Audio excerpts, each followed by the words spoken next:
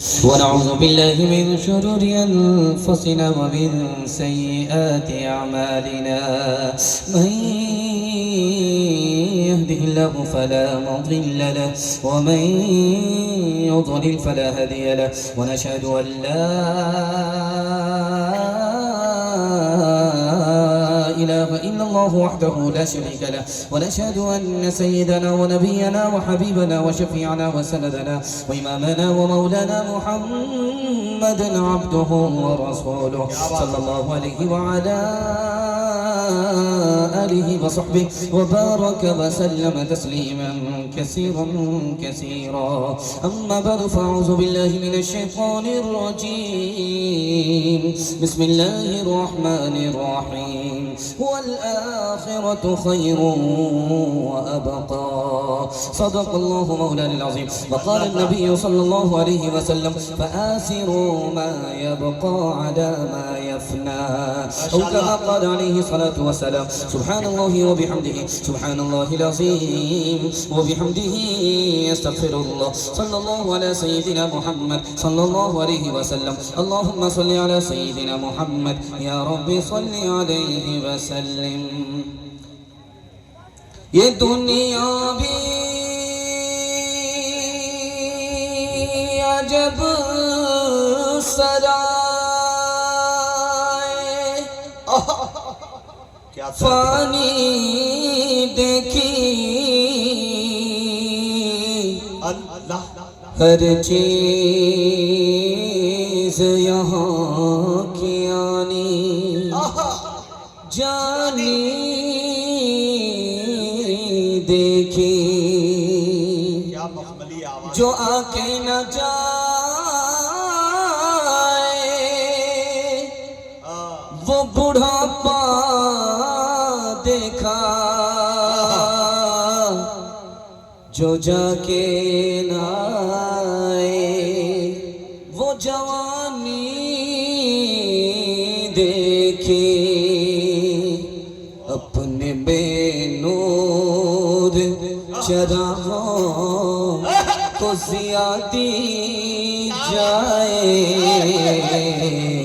ना कि हम साए की कीमती बुझा दी जाए ना कि हम साए की कब्र का चौखटा खाली है उसे मत भूलो कब्र का चौखटा खाली है उसे मत भूलो जाने कब कौन सी तस्वीर लगा दी जाए जाने कब कौन सी तस्वीर लगा दी जाए जाने कब कौन सी। सुने दोस्तों माशाल्लाह बड़ा खूबसूरत जलसा बड़े अजीम सामईन दूर तक खड़े और बैठे लोग दिल खुश हो गया चमकती हुई पेशानी चमकती हुई टोपी दिल से दुआ करता हूँ मुसाफिर भी हूँ मेहमान भी हूँ अल्लाह आपके मुकद्दर को इसी तरह चमकाए दीन दुनिया दोनों की भलाई से माला माल फरमाए। यहाँ से लेकर के वहां तक सुनने के लिए तैयार जोश के साथ हाथ उठाइए इंशाअल्लाह। जवानी में सोएंगे बुढ़ापे में जागेंगे हाथ उठाइए इंशाअल्लाह।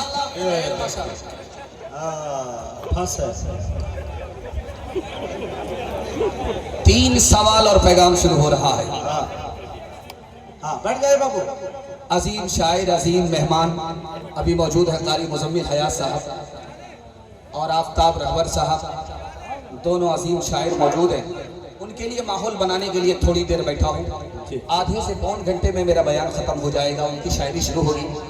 आपकी प्यास इतनी ज्यादा है मैं समझता हूँ कि एक रात ना काफी है जलसा खत्म हो जाएगा लेकिन आप लोग यहाँ से उठ करके नहीं जाएंगे आपकी प्यास बाकी रहेगी इंशाअल्लाह। अल्लाह ही जलसे को जमीन से लेकर के आसमान तक कबूल फरमाए। सुनने के लिए तैयार जोश के साथ हाथ उठाइए इंशाअल्लाह। दुनिया क्या है दुनिया में जो दिल लगाने वाले लोग हैं वो कौन कौन लोग हैं ये मेरा पहला सवाल है। दुनिया क्या है दुनिया में से दिल लगाने वाले कौन कौन लोग हैं ये मेरा पहला सवाल है। दूसरा सवाल है, कच्ची रोटी अगर आपने खा लिया उसका नुकसान क्या है, उसका फायदा क्या है, दुनिया और आखिरत के हवाले से ये दूसरा पैगाम आपकी खिदमत में। दूसरा सवाल है, तीसरा और आखिरी सवाल। जिसकी उम्र ज्यादा होती है उसको कहते हैं ये बड़े मियाँ हैं, जिसकी उम्र कम होती है उसको कहते हैं छोटे मियाँ हैं। हकीकत में बड़ा कौन है, हकीकत में छोटा कौन है, ये आखिरी सवाल है। मुकम्मल सुनने के लिए तैयार इंशाअल्लाह। 3 सवाल से पैगाम को शुरू करने के लिए चाह रहा हूं। दुनिया क्या है? तो लिखने वाले ने लिखा कि दुनिया अफसाना है, ख्याल है, ख्वाब है।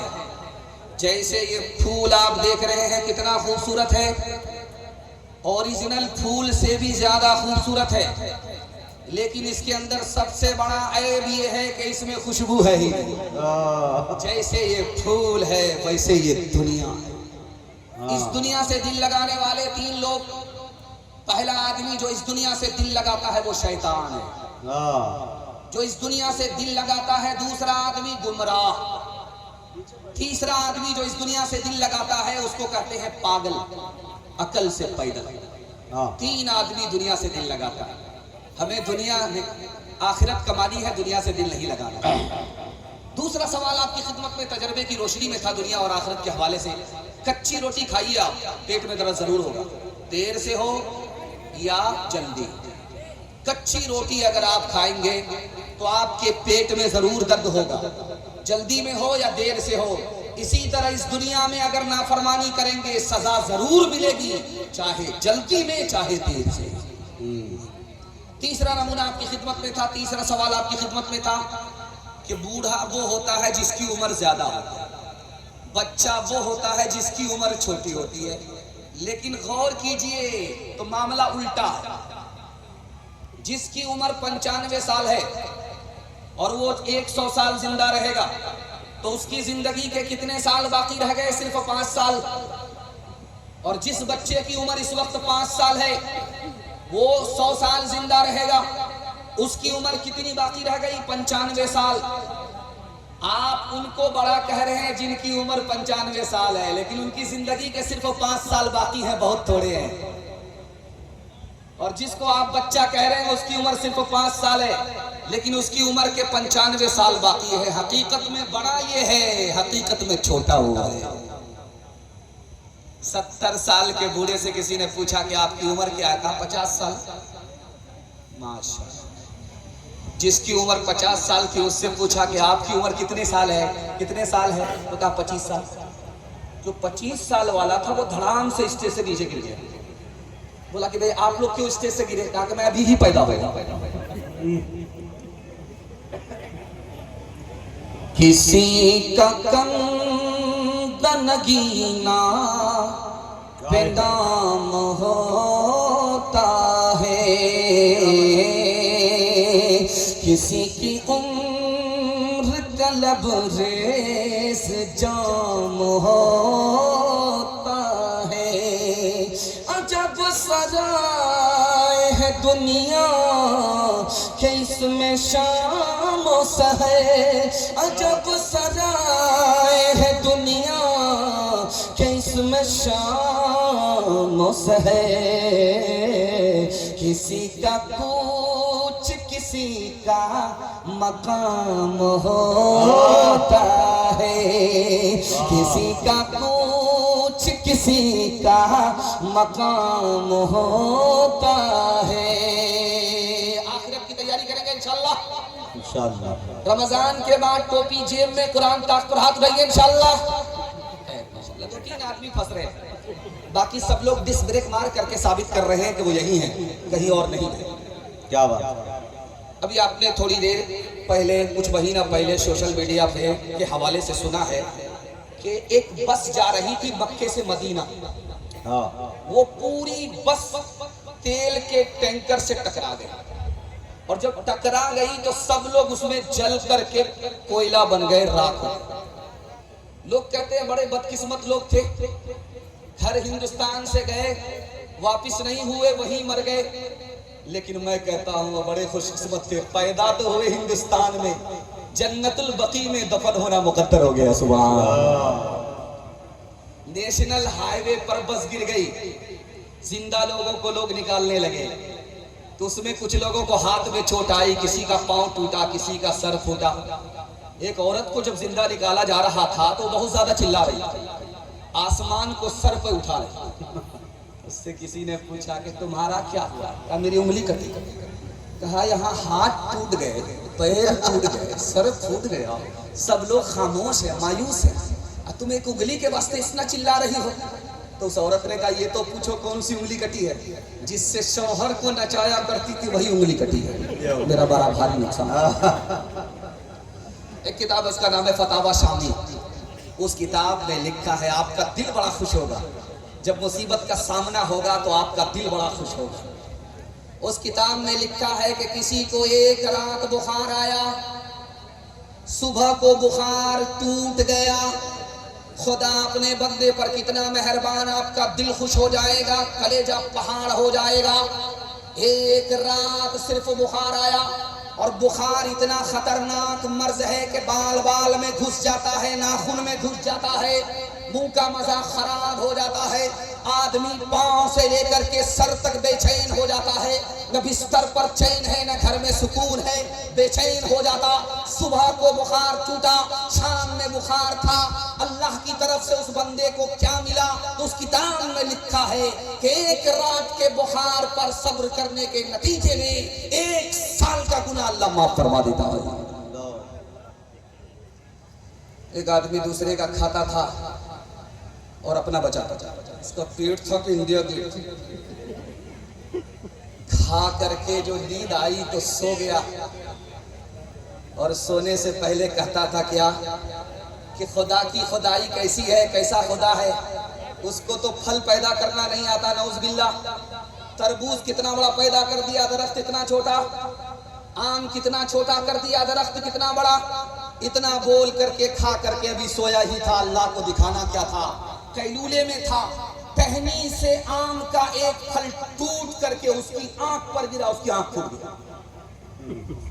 जब वो सो करके उठा, आंख फूट गई, फल को देखता है, कहता है माशाअल्लाह, अल्हम्दुलिल्लाह, सुभान अल्लाह।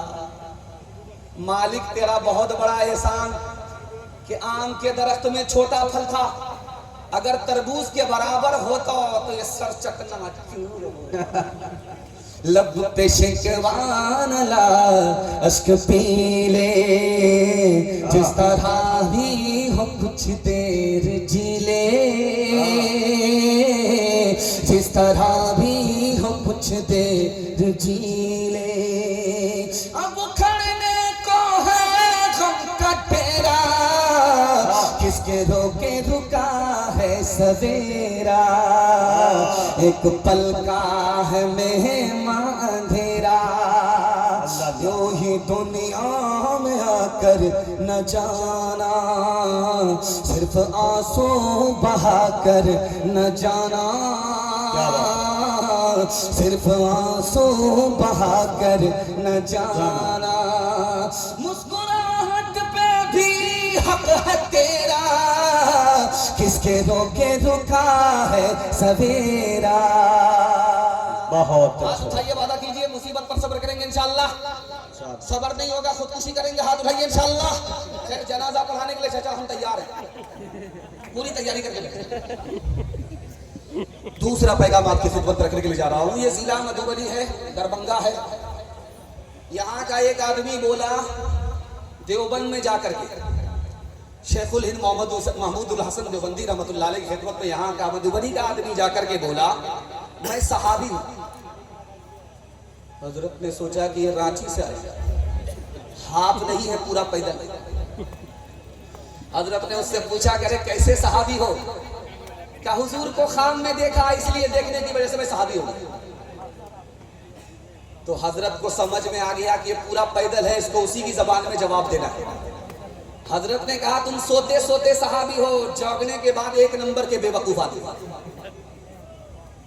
हिंदुस्तान का बादशाह गुजरा है, उसका नाम था औरंगजेब। दुआ कीजिए अल्लाह उनकी कब्र को नूर से भरे। उस बादशाह के नौकर का नाम क्या है? मोहम्मद हसन। बादशाह जब भी बुलाए तो बोले मोहम्मद हसन मिसवाक लाओ, मोहम्मद हसन खाना लाओ, मोहम्मद हसन पानी लाओ। एक मर्तबा बादशाह के मुंह से निकल गया हसन मिसवाक लाओ। वो नौकर दौड़ करके गया, लोटे में पानी लेकर के। वजीर ने कहा, रे बेवकूफ हो, बादशाह ने मिसवाक मांगी और तुम लोटे में पानी लेकर के आ रहे हो। क्या बादशाह ने मोहम्मद नहीं कहा, हसन कहा। इसका मतलब है कि बादशाह को वजू नहीं है। मैं समझ गया कि बादशाह मोहम्मद का नाम बगैर वजू के अदा करता ही नहीं है। सुभान।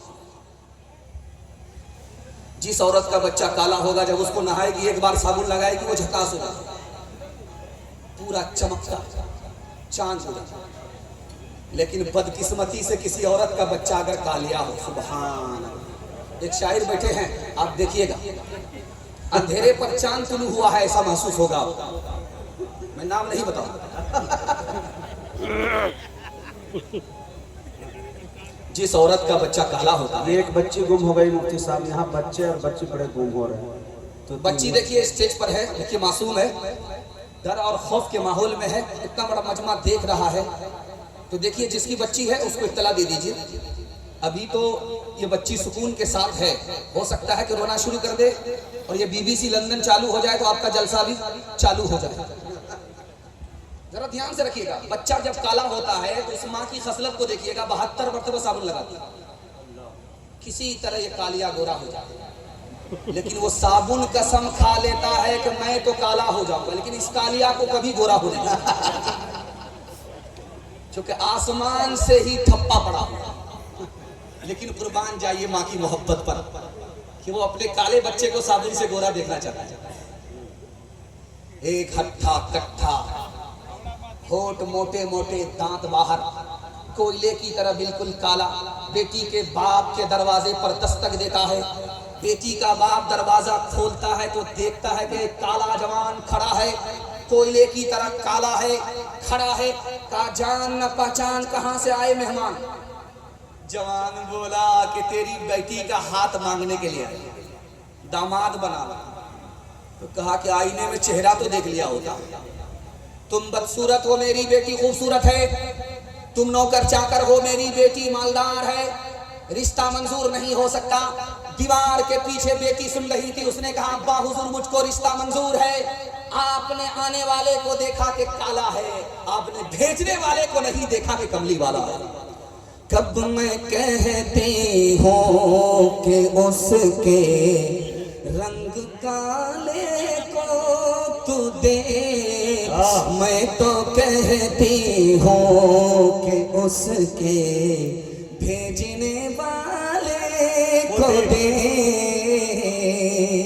मैंने माना है वो काला, हुस्न में भी मांद है, भेजने वाला तो लेकिन चौधरी का चांद है।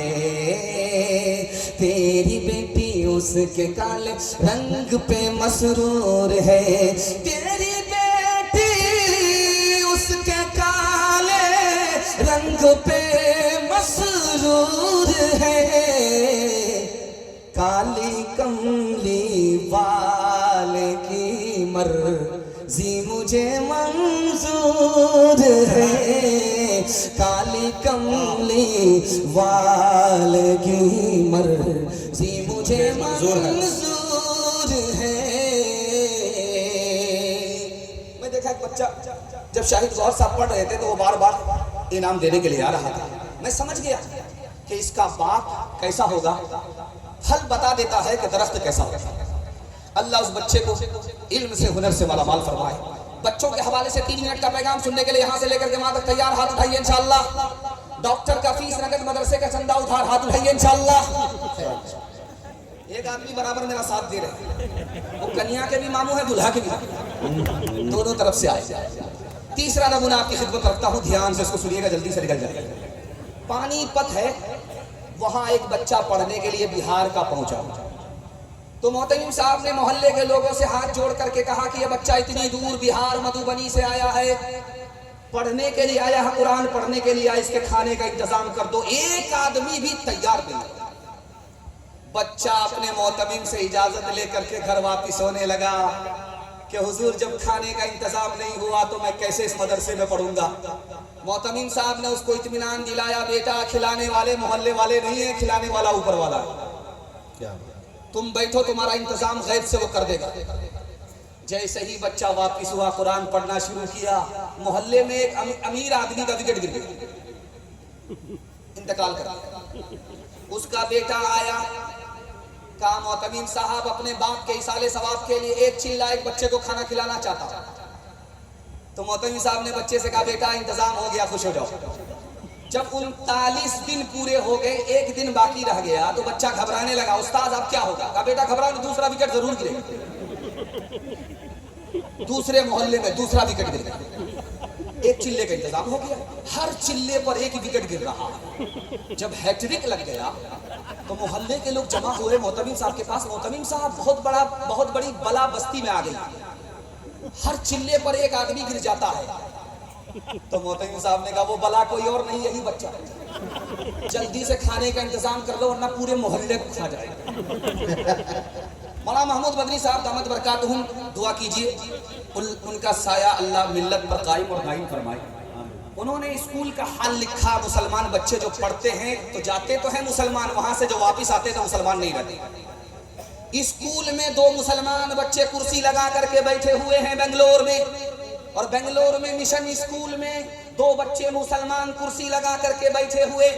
एक बच्चा कहता है कि सब कुछ करने वाला एक अल्लाह है, दूसरा बच्चा उस पर तबसरा करता है नो गॉड इज 3, खुदा एक नहीं है 3 है। इस घर को आग लग गई घर के जवाब से। मौलाना अली मियां नदवी रहमतुल्लाह अलैह ने फरमाया, अगर मधुबनी में रहते हो, अगर पता चल गया कि तुम्हारा पोता मुसलमान नहीं रहेगा, मधुबनी में रहते हो, दरभंगा में रहते हो, अगर तुम्हें पता चल गया कि तुम्हारा नाती मुसलमान नहीं रहेगा, तो दरभंगा को छोड़ना तुम्हारे ऊपर वाजिब है, दरभंगा में रहना तुम्हारे लिए हराम है। एक दिन के लिए भी दरभंगा में रहना तुम्हारे लिए जायज नहीं, चाहे आसमान से सोना बरसे, जमीन से सोना उगले। क्या इसलिए मैं हाथ जोड़ करके आपसे कहता हूँ, स्कूल जरूर पढ़ाइए, डॉक्टर प्रोफेसर इंजीनियर जरूर बनाइए, लेकिन इंसान और मुसलमान बनाने के लिए अपने बच्चे को मकतब और मदरसे में दाखिल कीजिए, इंशाअल्लाह। हाथ उठा दीजिए। ये भाई किसी साहब की बच्ची हो, बहुत ज्यादा रो रही है, बोले ना वो फौरन ले जाए भाई। इतने बड़े मजमे में किसी को पता नहीं कि बच्ची गुम है। बच्ची की माँ भी वैसी है, बाप भी वैसी है, जो हाल ऐन का वही हाल गैन का। अच्छा ये दोनों आखिर गए कहाँ? बाल बच्चे को छोड़। चिंता का विषय है। ये बगल में दरभंगा रेलवे स्टेशन है, बगल में मुजफ्फरपुर रेलवे स्टेशन है। अभी आपने देखा होगा कि माला भी आ रहा था, माल भी आ रहा था जी। इसी पर मुजाहिद भाई का बड़ा खूबसूरत तबसरा था, माला माल हो गया शायद। सुभान अल्लाह। तो बेटे को बाप लंदन भेज रहा पढ़ने के लिए, गया दरभंगा छोड़ने के लिए। तो बेटा बाप को तसल्ली देता है कि अब्बा घबराओ नहीं, 6 साल के बाद आ रहा हूँ, बैरिस्टर बन करके आ रहा हूँ लंदन से, नोट के बिस्तर पर तुम्हें सुलाऊंगा, इतना पैसा कमा करके मैं तुमको दूंगा, तुम घबराओ नहीं, मुझे पढ़ाओ, बैरिस्टर बनाओ। लंदन छोड़ने के लिए बाप उसको रेलवे स्टेशन गया है। जब 6 साल के बाद बेटा बैरिस्टर बन करके आ रहा है, तो बाप को फोन किया कि अब्बा मैं आ रहा हूँ। बाप फूल माला लेकर के स्टेशन में पहुंचा अपने बच्चे के इस्तकबाल के लिए। जब बेटा ट्रेन से उतरता है, इधर आप हमारी तरफ तवज्जो कीजिए, वो बच्चा ठिकाने लग जाए। अगर माँ बाप नहीं मिलेंगे, उधर है, उधर देखिए, मिल गया। ये जिसकी भी बच्ची हो उससे 5000 रुपये कमेटी वाले ले, फिर उसको दे, इस जुर्म में के बड़ी ताखीर में है जी। गौर कीजिएगा, डिस्प्ले मार करके आखिरी नमूने पर पैगाम को खत्म कर रहा हूँ। दुआ करता हूँ आपके बच्चों के लिए, अल्लाह आपके बच्चे को मुसलमान भी बनाए और दुनिया की भलाई से आपके बच्चे को मालामाल फरमाए। तो जब वो ट्रेन से उतरा बैरिस्टर बन करके 6 साल के बाद, तो बाप से ही कहता है तुम कौन हो, मैंने तुमको पहचाना नहीं। अल्लाह। बाप बूढ़ा जरूर था मगर बड़ा सियाना था, कहा हमको नहीं पहचाने, तुम्हारी जो खाला है वो मेरी साली है और तुम्हारा जो मामू है वो मेरा साला है। सारी खुदाई एक तरफ, जोरू का भाई एक तरफ। स्कूल में कॉलेज में पढ़ा उन्हें, लेकिन आसार जमाना भी दिखाओ उन्हें, लेकिन आसार जमाना भी दिखाओ इन्हें, लेकिन बच्चों को अपने दीन से हरगिज न हटाओ। हर घर में कोई हाफिज कुरान बनाओ, हर घर में कोई हाफिज कुरान बनाओ। कुरान का पढ़ना तुम्हें जन्नत दिलाएगा, दुनिया की मुसीबत से सदा ये बचाएगा, दुनिया की मुसीबत से सदा ये बचाएगा। बचना है जहन्नम से तो ईमान बचाओ। हर घर में कोई हाफिज कुरान बनाओ। बड़ी तेजी के साथ मेरे हिस्से का आधा जलसा निकल गया, आधा जलसा बाकी है। जवानों के हवाले से मैं पैगाम दूंगा, औरतों के हवाले से पैगाम, हिंदू मुसलमान भाईचारा के हवाले से पैगाम। मुश्किल से 10 मिनट में मेरे हिस्से का जलसा मुकम्मल हो रहा है। आप लोग सुनने के लिए यहाँ से लेकर के वहां तक तैयार हैं? हाथ उठाइए इंशाअल्लाह। जवानी में दारू पकड़ा है, बुढ़ापे में छोड़ देंगे, हाथ उठा दीजिए इंशाअल्लाह। बड़ा मुश्किल है, जलसा खत्म होने के बाद मुलाकात करेंगे।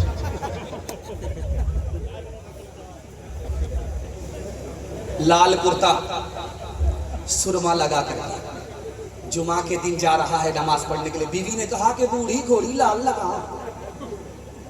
इतनी तैयारी करके कहाँ जा? कहा जुमा पढ़ने के लिए। कहा कि दाल में जरूर काला, कहीं दूसरी शादी करने तो नहीं जा रहे? जाने ना, अस्तगफिरुल्लाह अस्तगफिरुल्लाह। बीवी ने कहा जब इरादा ठीक है तो एक गिलास मेरे हाथ से पानी पी लो।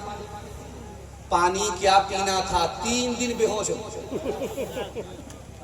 उसके बाद जो होश आया तो वजू करके जाने लगा। तो बीवी ने कहा कहाँ जा रहे? कहा जुमा पढ़। कहा जुमा नहीं, इतवार है। बेहोशी की गोली खिला दिया था, 3 दिन के बाद उठे हो। शादी का इरादा बदल दो, वरना जहर की गोली खिलाएंगे सीधे क़यामत में। आप देखेंगे जब ये हाईवे पर ट्रक चलता है तो उसके पीछे लिखा रहता है बेटी बचाओ बेटी पढ़ाओ। मैं चैलेंज करता हूं, कहीं आप दिखा दीजिए बेटा बचाओ बेटा पढ़ाओ। कहीं नहीं दिखा सकते। ये चैलेंज करता हूं मसनद रसूल पर बैठ करके आपसे, दिखा दीजिए कहीं लिखा हुआ हो बेटा बचाओ बेटा पढ़ाओ। ये तो जरूर लिखा रहता है बेटी बचाओ बेटी पढ़ाओ। इसकी क्या वजह है बताने के लिए जा रहा हूं, पैर के नीचे से जमीन निकल जाए। इस हिंदुस्तान में 1 साल में 10 लाख लड़कियों को मारा जाता है। और ये मारने वाले कौन हैं? घर के लोग हैं, और आम लोग नहीं हैं, माँ बाप। कैसे मारते हैं? आप खून के आंसू रोइए। अल्ट्रासाउंड मशीन ने अगर बताया कि बेटी है बेटा नहीं है, जल्ले तू जलाल तू इस बला को टाल। उसको गिरा दिया। गिराने के नतीजे में 1 साल में 10 लाख लड़की को मार दिया गया। इसलिए जगह जगह लिखा रहता है बेटी बचाओ बेटी पढ़ाओ। ये मारते क्यों हैं? कि बेटी पैदा होगी तो कंगाल हो जाएगी। और बेटे को बचाते क्यों हैं? बेटा पैदा होगा माला माल हो जाएंगे। मीठा मीठा हक हक कड़वा कड़वा थू। और जानते हैं ये कुर्सी है, ये तो कुर्सी व्हाइट कुर्सी है। जो लड़का जिसकी शादी होने वाली होगी वो जो इस कुर्सी पर बैठता है वो बिल्कुल लाल होता है। और मेरी जो पगड़ी है ये तो व्हाइट है। और लड़का जिसकी शादी होती है उसकी पगड़ी बिल्कुल लाल होती है। उसके बैठने का स्टाइल देखिए, वो कैसे बैठता है। वो जो महफिल में बैठता है, स्टेज में बैठता है, कैसे बैठता है, रुमाल उसके हाथ में। बोलता किसी से नहीं, पर्दा सबसे करता है। और मुंह पर रुमाल लग करके हंसता बहुत है, क्योंकि पूरा घुटाला करके बैठा। जब लड़की की रुखसती होती है तो सब लोग रोने लगते हैं, मगरमच्छ के आंसू बाराती भी भागते हैं। लड़की जब रुखसत होती है, मगर एक आदमी हंस रहा था महफिल में। लड़की रुखसत हो रही है मगर एक आदमी हंस रहा है। एक बच्चा देख रहा था, उसने अपने बाप से कहा अब्बा सब तो रो रहे हैं, लड़की की रुखसती का वक्त है, मगर एक आदमी हंस रहा है। तो लड़की का बाप बोला अरे कौन मनहूस इस वक्त हंस रहा है? बोला वही दूल्हा बाबा, मुंह पर रुमाल लगा के हंस। तो बेटी का बाप बोला बेटा घबराओ नहीं, अभी तो हम लोग की बारी है, रो रहे हैं। जिंदगी भर इसी बदनसीब को रोना है, इसलिए हंस रहा है। कितना सच है कितना झूठ है, कितना हक है कितनी लूट है, कितना हक है कितनी लूट है, रख सभी का लाज कुछ न बोल, क्या है ये समाज कुछ न बोल, क्या है ये समाज कुछ न बोल, ढोल का ये बोल सिर्फ देख ले, ऐ दिल ज़बान खोल सिर्फ देख ले, मान ले जहाँ की बात को, दिन समझ ले काली रात को, दिन समझ ले काली रात को, चल दे यूं ही ये सिलसिला, कुछ न बोल किसको क्या मिला, कुछ न बोल किसको क्या मिला, तराजुओं का झोल सिर्फ देख ले, ऐ दिल ज़बान खोल सिर्फ देख ले।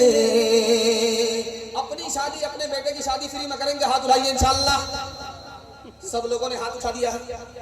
गौर करने वाली बात है, जिसकी शादी हो गई उन लोगों ने भी हाथ उठाए। अगर वो दूसरी और तीसरी के चक्कर में है और बगल में उनकी बीवी बैठी हुई और हाथ देख लिया, जब जलसा खत्म होगा घर पहुंचेंगे तो रातों रात दरामद पैक कर सीधे कयामत में। जवानों के हवाले से आखिरी पैगाम यहां से लेकर के वहां तक हमारे जवान सुनने के लिए तैयार, जोश के साथ हाथ उठाइए इंशाअल्लाह। गौर कीजिए कि बात, एक किताब है उसका नाम है रूहुल बयान, उस किताब के हवाले से आपको नमूना देने के लिए जा रहा हूं। और जितने समाज में हमारे जवान हैं और अभी जो खड़े हैं जो बैठे हैं, सबके वास्ते में उस वक्त दुआ कर रहा हूं जिस वक्त की कबूलियत की घड़ी है। हमारे